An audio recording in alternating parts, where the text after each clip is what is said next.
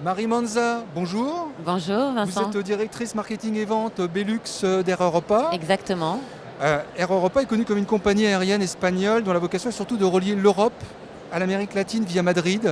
effectivement. Il y a eu récemment des modifications dans l'actionnariat d'Air Europa. Est-ce que ça a induit quelques changements? Alors, quelques changements, non. Et effectivement, Air Europa est une compagnie privée, régulière, espagnole. On est toujours membre SkyTeam. On a eu quelques changements puisqu'il y a eu une vente qui devait se faire en fin 2019 et qui ne s'est pas faite.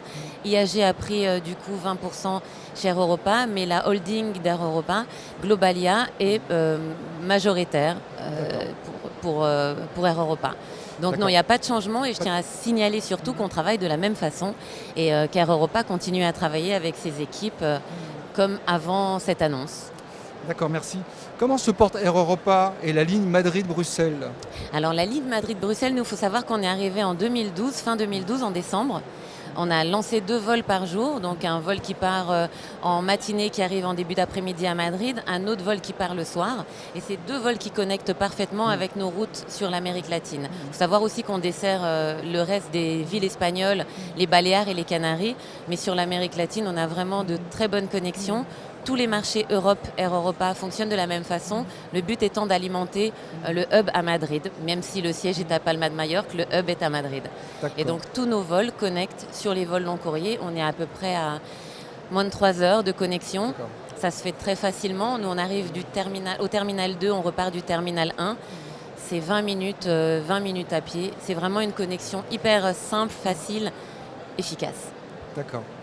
À Madrid, quelle est la part des passagers belges en correspondance justement vers ces destinations long courrier et celles qui restent sur Madrid? Alors en ce qui concerne le marché belge, on a du point à point parce qu'il faut savoir quand même que c'est la capitale européenne, Bruxelles, et que donc il y a énormément de représentants de l'OTAN, du Parlement, d'ambassades, et donc on a le vol point à point, mais c'est un vol qui nous prend à peu près 15% de nos passagers. 15% des passagers, incluant aussi les passagers qui viennent d'Amsterdam, parce qu'on en a. On a des départs d'Amsterdam, des départs de Paris, des départs de Francfort aussi.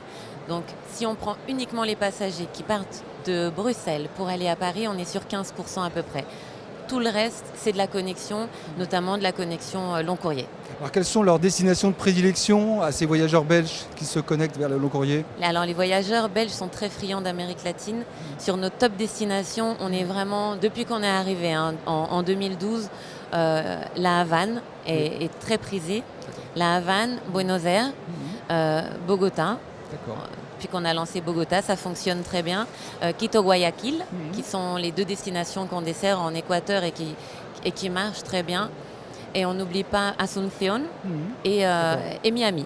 D'accord. Miami qui est une destination USA mais qui fonctionne très bien au départ de Bruxelles via Madrid. À savoir que c'est une route logique et que Miami c'est un peu Amérique latine aussi. Il y a énormément de latinos en Amérique latine. D'accord.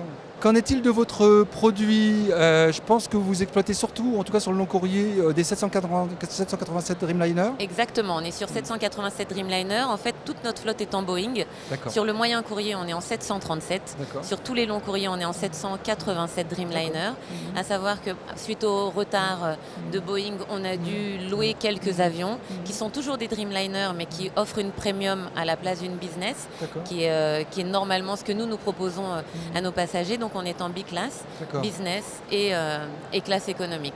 Donc en 2024, les Norse que nous avons loués vont sortir progressivement de la flotte pour intégrer les Dreamliner que nous avions commandés, donc 787 800 et 787 900. À savoir que c'est un produit extraordinaire et qui va vraiment dans la ligne, dans la logique de ce que veut faire Air Europa, c'est-à-dire être le plus écolo possible.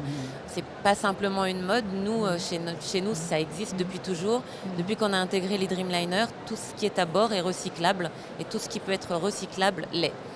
Donc on est vraiment sur une optique de faire attention au maximum, même si on est dans l'aérien, on peut quand même travailler dessus et c'est ce qu'on fait au quotidien. Donc le Dreamliner aide à ça, moins d'émissions de gaz à effet de serre, moins de consommation, etc. Donc nous, on travaille énormément là-dessus. Marie Manza, merci. Merci à vous, Vincent.